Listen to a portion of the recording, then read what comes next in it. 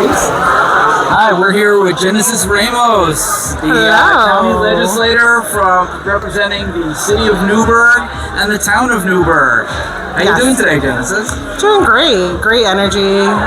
It's definitely good to be in community with fellow Dems from across the county. Oh, yeah. You gave a great speech. Thank you. Yeah, really do you want to tell us a little bit about where that kind of came from and sort of the challenges and being in the legislature, since you're one of, I believe, only 5 Democratic members. Yes. Right? In a 22-member legislature. 21. 21 yes. legislature. Yes. So super minority. Minority. Please tell us. Yeah. So. Hi, darlings.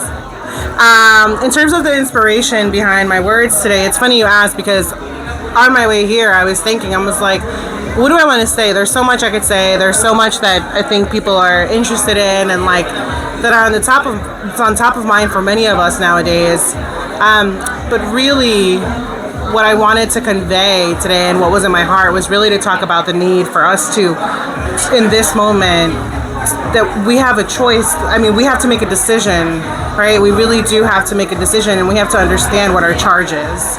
And I deeply believe, like I said during my speech, that we're either going to fight or we're either going to fold. Right. That's it. There's no in-between. And when you are touting the in-between, this is why I said, this is why I spoke on things like, there's no space for passivism. There's no space for respectability politics, business as usual. That doesn't mean that we don't conduct ourselves with respect. It means that, when we are seeing brazen and blatant attacks on our communities or even towards ourselves, right? We have an obligation to stand up and fight back, to use our voices, to use our power, to use our privilege, to really demonstrate to our communities that we're not just playing along to get along, that we're not just conducting ourselves business as usual. Those examples, when we're seeing that at the federal level, at the whatever level of government, people notice that. And that is what's leading people to not have hope, to be apathetic, to not want to vote, to not want to engage. If they don't see their leaders fighting for them, standing for something, using their voice, then why should they care about getting to the ballot? Why should they care about participating in any of our processes if they are not seeing a fight for them? And so for me, I really felt like, as I think of the next 3 months, like the arc of the next 3 months of my life, which are going to be really intense, right, with full-blown campaigning, I just thought about like how I know I've shown up and how I want to continue to show up, but how I really want to encourage everyone in this county to show up, because the residents of this county deserve better. And being in the county legislature for the past, term has really put at the forefront for me how incompetent, irresponsible, corrupt, and truly how clueless and like disconnected from reality the county leadership is. Wow. There's a lot of smoke and mirrors. There's a lot of, we're doing so great and we have, this surplus and look at us, we have these things. But like, when you peel back the layers and when you start questioning certain things, you start seeing the gaps. You start seeing the people that are falling through the cracks. You start seeing the friends and the families that are getting the jobs and the contracts. You start seeing, that big surplus. What does that mean? What are we not investing in that is even allowing us to have that massive of a surplus when we have such deep and critical needs throughout the county around housing, around transit, and with the looming cuts that we know are coming around some of our most critical programs that are administered by the county, SNAP, that are funded by the federal government, we're going to have to respond to those gaps. And even that, there's silence in that. There's complete and utter silence from both the executive office and the majority in the legislature on that matter. I have been actively, as chair of the Human Services in the community, as chair of the Human Services Committee in the legislature, I've been actively asking the department heads that I work with to pretty much identify where they know that there is going to be funding gaps and cuts. Because we need to be aware as a legislature, because inevitably there are going to be decisions that are going to have to be made. But these are conversations that are not being had publicly. They're not being had they're not being led in a way that the community can understand these impacts. And it's even that kind of stuff when you think about it, like the sheer negligence of like knowing we have these cuts coming and you're having all these behind closed doors conversations about it because you voted for this. This is a direct impact and consequence of what you supported in November of 2024. Well, one of the things that I've always noticed with the county, which has always bothered me, is that surplus. Yes. The idea, like, maybe, people don't understand this. I mean, we're used to this capitalist society, right, where we talk about for-profit. How much money did they make, yes. right? Government isn't meant to make money.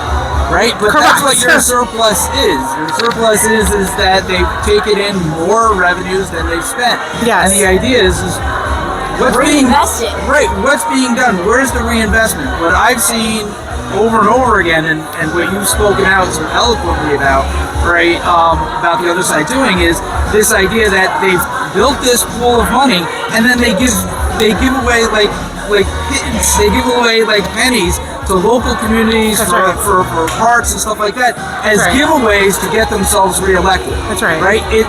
It's basically breaking the promise. Yes. Right?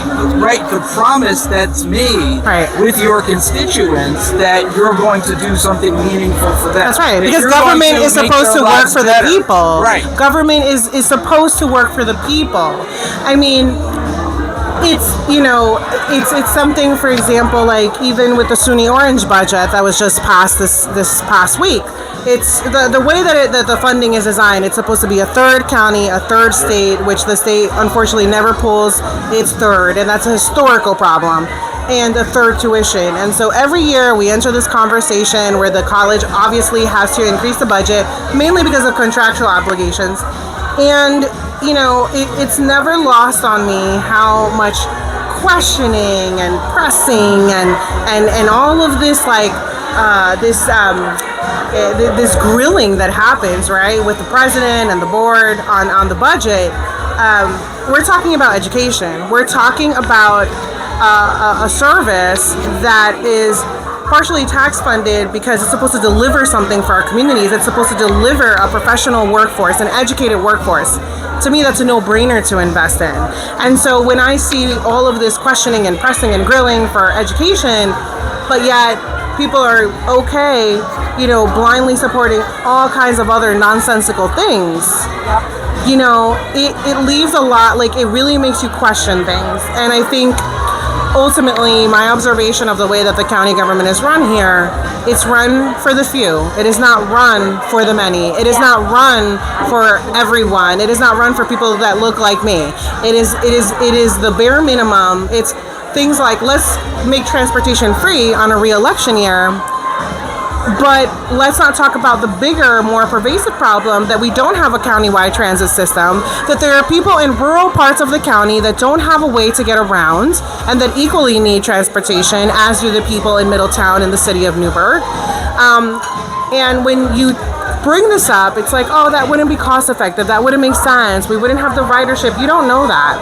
You don't know that. You haven't done the work to even understand if that's the case. It's easy to say that's not going to work here, but all the other counties around us have that model.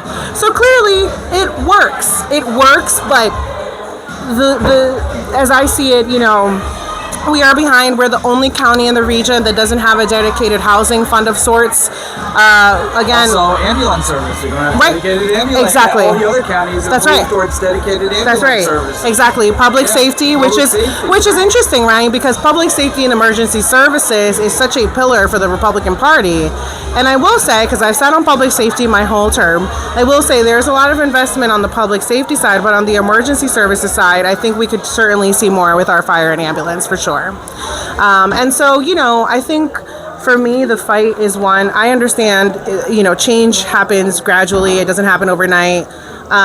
We have a fight ahead of us to flip some seats. But I am optimistic that we can flip some seats and that we can bring some true solid representation that the people of this county deserve. Because as far as I'm concerned, a lot of the things that we talk about at the county level are not partisan. And I don't care if you're Republican, Democrat, I don't care what you are. These are quality of life, bread and butter issues everyday issues that literally impact us here in our backyard, and we should care about them. And it also very much matters who's at the decision-making table. I've said that for a long time, that when Democrats bring something up, it seems that it's always partisan, no matter what the issue is. Right. And then if a Republican champions that same issue, right, it all of a sudden becomes, oh my God, look at us, we're doing these great things. Yeah. And they take it. And so the idea is you're right. The things I see you advocate for are the things that aren't a Democratic or Republican issue. Correct. They're just human rights issues. Yeah, They're just human issues, right? They impact us all. I appreciate you being with us today. Yeah, thank you for having me. Fantastic. I can't say enough. I followed your views since you first got into office. You've done an amazing job at the county level. You've definitely been a voice for those that haven't been able to speak up for themselves, and we all appreciate that in Orange County. Thank you. So thank you very much. Well, thank you for how can how can people go and support you? Tell us what you're running for, how they can support you, where they can reach out to you or your campaign. Yeah, so please take the opportunity. Thank you. So my name is Denise Ramos. I'm running for re-election for county legislator in District 4. GenesisForLegislator.com is my website. You can find me on Instagram at Legislator Ramos or Facebook at Orange County Legislator Genesis Ramos. Feel free to follow, connect, message, and of course, I welcome any volunteer support for my campaign, any donations. No donation is small. My campaign is 100% people funded, empowered. Every single donation is coming from an individual of our community. I'm proud to say that for the first report, roughly 60% of my donations were from people in Newburgh alone. So I'm really strong. I'm really proud of the strong showing of support, and I welcome support in any form that it comes for my re-election efforts. Thank you. Thank you. Thanks so much. Thank you.